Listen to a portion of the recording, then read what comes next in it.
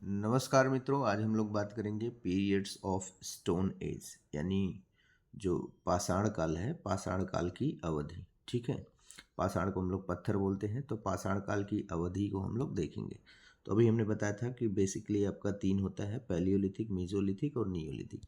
एक और होता है जिसको हम लोग चाल्कोलिथिक बोलते हैं, ताम्र पाषाण काल। उसमें तांबे का यूज किया गया था। ठीक है, तो आइए हम लोग देखते हैं उस काल में क्या क्या इवेंट हुआ था। ठीक है, तो देखिए सबसे पहले क्या दिया है, ये देखिए व्यक्ति है और ये क्या किया है कि ये पत्थर के औजार को लेके खड़ा है, तो ये आप समझ सकते हैं।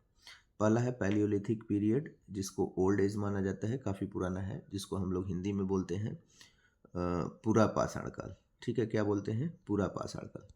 तो पूरा पाषाण काल, फर्स्ट स्टोन टूल इन्वेंटेड। इस पाषाण काल में क्या हुआ था? पहला पत्थर का औजार बनाया गया था।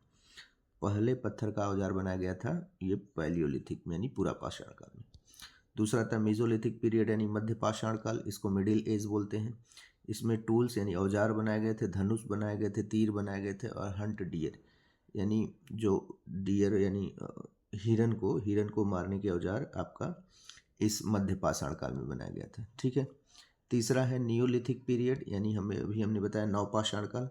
तो नवपाषाण काल में क्या हुआ था? The start of farming.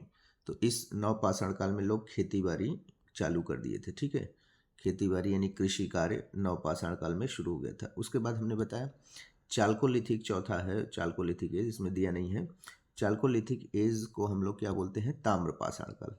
ताम्रपाषाण काल में क्या हुआ था? तांबे का प्रयोग, यानी धातु में सबसे पहले तांबे का प्रयोग शुरू हो गया था। ठीक है, तो ये आपका रहा स्टोन एज से संबंधित इम्पोर्टेंट क्लासिफिकेशन। ठीक है, चलिए, थैंक यू।